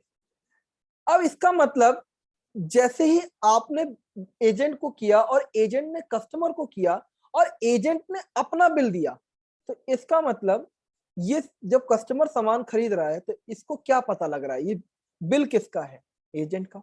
तो सेल किसने करी, एजेंट ने। तो यहां पर जब सेल हुई तो बिजनेस और एजेंट के बीच में जो स्टॉक ट्रांसफर हुआ, इसको भी सप्लाई बोलेंगे और इसको भी सप्लाई बोलेंगे। क्यों, क्योंकि इसने तो अपनी फ्रेश सप्लाई कर दी, तो इन दोनों के बीच में भी सप्लाई हुई होगी। लेकिन अगर एजेंट ने, आपने एजेंट को गुड्स ट्रांसफर किया और एजेंट ने कस्टमर को सेल किया, लेकिन इशू किसका इनवॉइस किया, issue principal invoice. Principal to agent का रिलेशन होता है ना, इसको प्रिंसिपल बोलते हैं हम लोग। यहां पर क्या हुआ, प्रिंसिपल ने एजेंट को सामान दिया और एजेंट ने अपना बिल काटा, तो इसका मतलब प्रिंसिपल और एजेंट की अलग बातचीत है और एजेंट और कस्टमर की अलग बातचीत है। तो इन दो, इस प्रिंसिपल और एजेंट के बीच की जो बातचीत है वो भी सप्लाई है, और एजेंट और कस्टमर के बीच की जो बातचीत है वो भी सप्लाई है। तो ये वाला जो हिस्सा है, ये वाला जो हिस्सा है, यहाँ पे दोनों सप्लाई हो रही है। यहां पर क्या, दूसरे वाले पॉइंट में एजेंट ने अपने मालिक का ही बिल दिया, तो बिजनेस ने जब, यानी जो प्रिंसिपल है, प्रिंसिपल ने जब एजेंट को इनवॉइस दिया और गुड्स ट्रांसफर किया, तो वहां पर उसने इनवॉइस नहीं दिया होगा, तो इन दोनों के बीच सप्लाई नहीं मानी जाएगी। क्यों? क्योंकि एक्चुअल सेल हुई कहां पे, कस्टमर को। एजेंट और इनके बीच में तो सेल ही नहीं हुई ना, क्योंकि एजेंट को तो उसने अपना ही एजेंट रखा और एजेंट प्रिंसिपल का ही बिल काट रहा है, तो इसका मतलब प्रिंसिपल का पहली बार ही बिल कट रहा है और प्रिंसिपल सीधे कस्टमर को बिल काट के दे रहा है। तो अगर एजेंट प्रिंसिपल का बिल काट के देगा, अगर एजेंट प्रिंसिपल का बिल काट के देगा कस्टमर को, तो इसका मतलब प्रिंसिपल और एजेंट के बीच में सप्लाई नहीं है। अच्छा देखो, दोनों ही केसेस में क्या हुआ, अगर मान लो यहाँ पे भी विदाउट कंसिडरेशन है, यहाँ पे भी विदाउट कंसिडरेशन है, तो यहाँ पर विदाउट कंसिडरेशन है लेकिन सप्लाई नहीं होगी। क्यों? क्योंकि प्रिंसिपल ने एजेंट को दिया रखने के लिए और एजेंट ने कस्टमर यानी प्रिंसिपल का ही बिल काट के दिया, तो यहाँ पर बिल प्रिंसिपल का कटा एक ही बार और वो डायरेक्टली कस्टमर को काटा। तो जब एजेंट ने कस्टमर को काटा बिल, तो बिल प्रिंसिपल के नाम का काटा, तो इनको क्या बोलेंगे, सेल बोलेंगे, यानी कि यहाँ पर सप्लाई तो होनी ही थी। अब ये बात तो भी आपको हमारे समझ में आ गई कि यार ठीक है, अगर प्रिंसिपल एजेंट को देता है और एजेंट कस्टमर को देता है और एजेंट अगर अपना इनवॉइस इशू करता है, तो इसका मतलब है कि एजेंट एक फ्रेश सप्लाई कर रहा है, तो एजेंट और कस्टमर की सप्लाई है, और प्रिंसिपल और एजेंट की भी जो स्टॉक ट्रांसफर है वो भी सप्लाई है। लेकिन अगर एजेंट प्रिंसिपल का ही बिल काट रहा है, इसका मतलब प्रिंसिपल ने सिर्फ माल रखने को एजेंट के पास दिया था और एजेंट और उनके बीच में स्टॉक ट्रांसफर हुआ था, स्टॉक सेल नहीं हुआ था। अब इशू अगर एजेंट कर रहा है, अब प्रिंसिपल का बिल तो जब अब करेगा तो अब वो सप्लाई हो जाएगी। तो भैया इसका मतलब यहाँ पर क्या है, यहाँ पर कैसे समझाओगे, यहाँ पे कैसे, यहाँ पर हम पढ़ रहे हैं विदाउट कंसिडरेशन। तो क्या कह रहा है, अगर supply of goods by the principal to an agent, अगर एक प्रिंसिपल एजेंट को कोई सप्लाई कर रहा है, देखो पहला आपको इतना ही पढ़ना है, supply of goods by the principal to an agent will be considered as supply. अगर प्रिंसिपल एजेंट को ध्यान से समझना, प्रिंसिपल एजेंट को अगर कोई गुड सप्लाई कर रहा है, उसे सप्लाई बोलेंगे even if without consideration. The said transaction are leviable under GST. पहला पॉइंट अभी समझ, दूसरा वाले को छोड़ दो, अभी पहला पॉइंट समझ में आ रहा है मैं क्या कह रहा हूं, कि अगर एक गुड सप्लाई हो रहा है, प्रिंसिपल एजेंट को जो सप्लाई कर रहा है वो अगर विदाउट कंसिडरेशन हो रहा है, तो उसको क्या बोलेंगे, अब जीएसटी मिलाएंगे।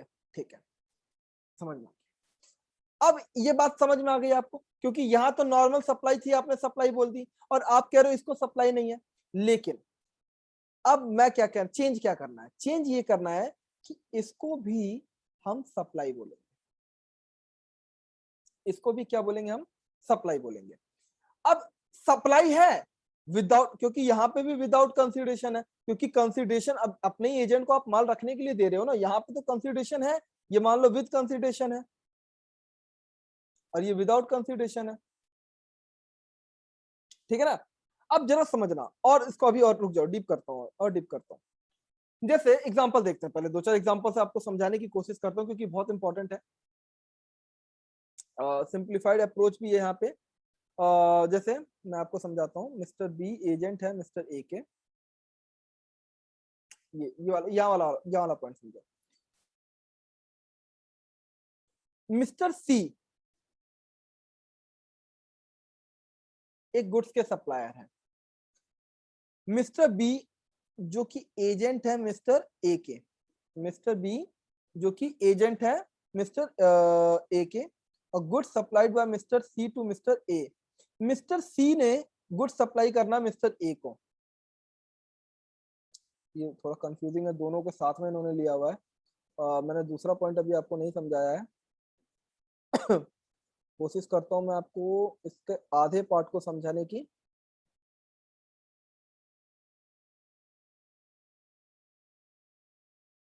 देखो, मिस्टर सी को मिस्टर ए को गुड्स बेचना था, मिस्टर सी को मिस्टर ए को गुड्स सप्लाई करना था। अब mister B is not an agent of mister A. समझो, आप इस वाले हिस्से को मिटा दो। हुआ क्या, जैसे मान लो यार मिस्टर सी है, मिस्टर चतुर को मिस्टर ए को क्या कहते हैं गुड्स बेचना है, तो उन्होंने क्या करा, मिस्टर बी को अपॉइंट कर लिया। बोला यार मतलब मिस्टर बी ने क्या करा, कस्टमर ढूंढ के ले आया कि हाँ हाँ हाँ ठीक है, मैं तुम्हारा गुड्स बिकवा देता हूँ। लेकिन अब हुआ क्या, mister B is not an agent of mister A. भाई मिस्टर बी जो सी ने हायर किया वो ए का एजेंट तो है नहीं, उसे तो बी सी ने हायर किया है। तो is not an agent of mister A for supply of goods in the terms of schedule 1। Mr. B is only acting as an procurement agent and has in the no way involved himself in the supply or receipt। ये वाला point आप छोड़ दो, इसको तो भूल ही जाओ। इस पॉइंट का तो अभी यहाँ से कोई मतलब नहीं, ये प्रोक्योरमेंट नहीं, सेकंड वाले पार्ट का है। मिस्टर बी यानी कि ये आस्क द सप्लायर, यानी कि मिस्टर सी से बोलते हैं, mister C to send the goods and issue the invoice directly to mister A. अगर मिस्टर सी जो कि एजेंट है, वो मिस्टर सी से सॉरी मिस्टर बी जो है एजेंट है जो कि मिस्टर सी के, उनसे कहते हैं कि भैया आप डायरेक्टली ए को क्या कर दो, गुड्स भेज दो और इनवॉइस इशू कर दो। तो यहाँ पर जो क्या यहाँ पर तो मिस्टर सी और बी का बस एक छोटा सा रिलेशन है, क्योंकि वो गुड्स मतलब एजेंट बन करके आए हैं, उन्होंने बोला। तो यहाँ पर सी और ए के बीच में कोई सप्लाई नहीं है।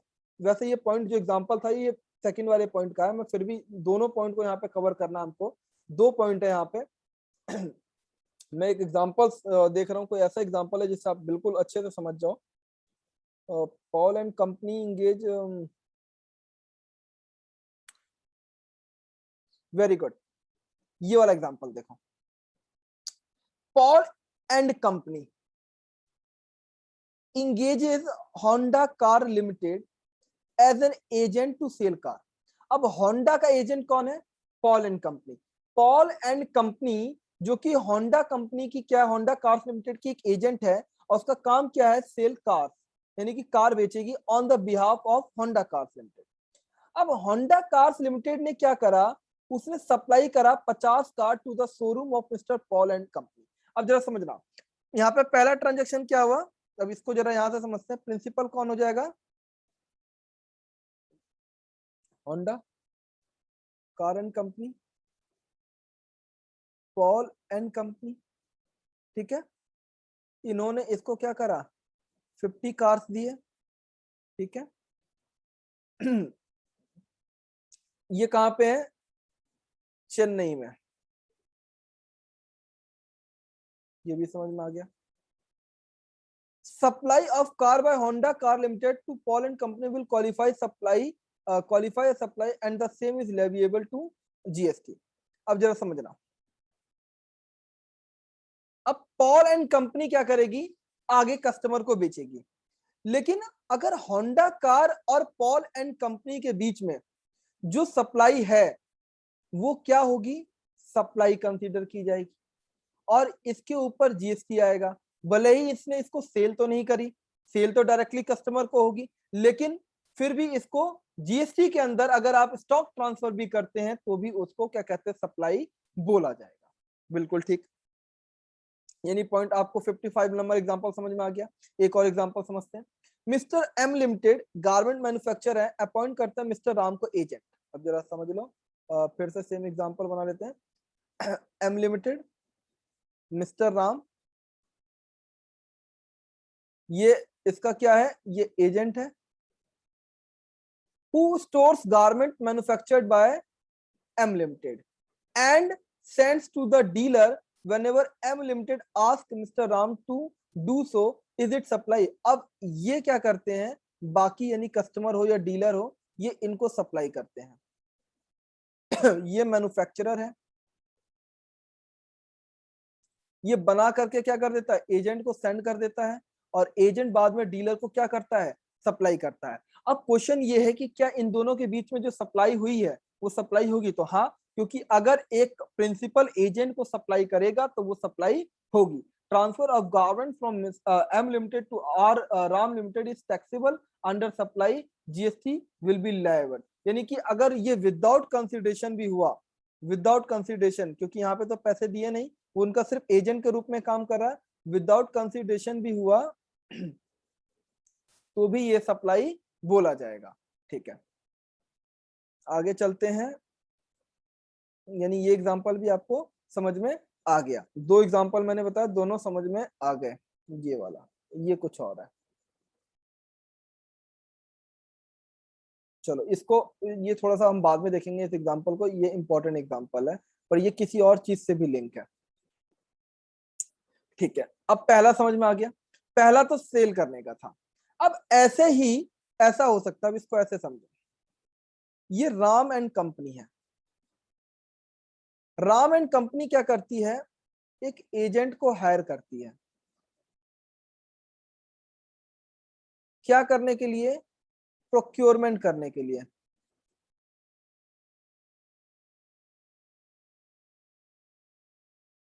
प्रोक्योरमेंट। राम एंड कंपनी क्या कर रही है कि एजेंट को हायर कर रही है प्रोक्योरमेंट करने के लिए। तो यानी होगा क्या कि एक कंपनी से एजेंट जो है वो क्या करेगा, कुछ सामान खरीदेगा, किसके बिहाफ पे, राम एंड कंपनी के बिहाफ पे। अब दो बातें हुई, एक कंपनी एक एजेंट को हायर कर सकती है अपना सामान देने के लिए भी, एक कंपनी एक एजेंट को हायर कर सकती है अपना सामान खरीदने के लिए भी। अब क्या कहना चाह रहा है कि अगर एक प्रिंसिपल एजेंट को या एजेंट प्रिंसिपल को कोई सप्लाई करता है विदाउट कंसिडरेशन, तो भी उसको क्या बोला जाएगा, सप्लाई बोला जाएगा। यानी जीएसटी के अंदर चार ऐसी बातें थी। पहला, परमानेंट ट्रांसफर और डिस्पोजल ऑफ बिजनेस एसेट। दूसरा, आप क्या करते हैं अगर रिलेटेड पार्टी या डिस्टिंक्ट पर्सन के बीच में कोई सप्लाई करते हैं। तीसरा, अगर आप एजेंट ने प्रिंसिपल को या प्रिंसिपल ने एजेंट को सप्लाई किया विदाउट कंसिडरेशन, तो भी वो क्या कहते हैं, सप्लाई कंसिडर किया जाएगा। और चौथा, अगर आप कोई सर्विसेज इंपोर्ट कर रहे हैं, तो सर्विसेज जो आप इंपोर्ट कर रहे हैं, अगर आप अपने रिलेटेड पर्सन से इंपोर्ट कर रहे हैं फॉर अ बिजनेस, तो वो क्या होगा, आपकी सप्लाई ऑफ सर्विसेज मानी जाएगी, नहीं उसको सप्लाई बोला जाएगा। अभी हमने क्या पढ़ा अब तक हमने सप्लाई का इंक्लूड्स में हमने पढ़ लिया व्हाट सप्लाई इंक्लूड्स, यानी कि विद कंसिडरेशन और विदाउट कंसिडरेशन। हमने विद कंसिडरेशन और विदाउट कंसिडरेशन कंप्लीट कर लिया है अपना। कुछ एग्जांपल्स हैं, आपको पढ़ने हैं, आप इसे कंप्लीट करेंगे, और जैसे ही आप इसको कंप्लीट कर लेंगे तो यहाँ पे कुछ एग्जांपल्स दिए हुए हैं। अगर आपको कोई डाउट आता है तो आप मेरे से पूछेंगे। इसके बाद जो हम अगली क्लास में हम स्टार्ट करने वाले हैं, अगली क्लास में हमारे दो पार्ट रह जाएगा। फर्स्ट पार्ट हमको पढ़ना है शेड्यूल 3 जो कि नेगेटिव लिस्ट है, और हम सेकंड पार्ट में उसके पढ़ेंगे कि अब हम जैसे ही हमने ये शेड्यूल 3 और शेड्यूल 1 कवर कर लेंगे, शेड्यूल 1 को कवर करते करते अब तक हमने ये पढ़ लिया कि सप्लाई कैसे कैसे हो सकती है। फिर हम शेड्यूल 3 को पढ़ने के बाद ये पढ़ लेंगे कि ये तो सप्लाई होएगी ही नहीं। जब ये दोनों पढ़ लेंगे तो हमें ये पता चल जाएगा कि क्या सप्लाई है। फिर हमें शेड्यूल 2 की जरूरत पड़ेगी कि जब हमने एक बार बोल दिया हाँ सप्लाई है, तो भैया वो सप्लाई गुड्स की है या वो सप्लाई सर्विसेज की है। तो हमको गुड्स और सर्विसेज की क्लासिफिकेशन के लिए शेड्यूल 2 को पढ़ना बहुत जरूरी है। तो नेक्स्ट लेक्चर जो आपका होगा उसमें हम शेड्यूल 3 और शेड्यूल 2 को पढ़ेंगे। पहले हम शेड्यूल 3 पढ़ेंगे, हमने शेड्यूल 1 पढ़ लिया है, देन हम पढ़ेंगे शेड्यूल 2। ओके, सो जब तक के लिए bye bye, tata, good night.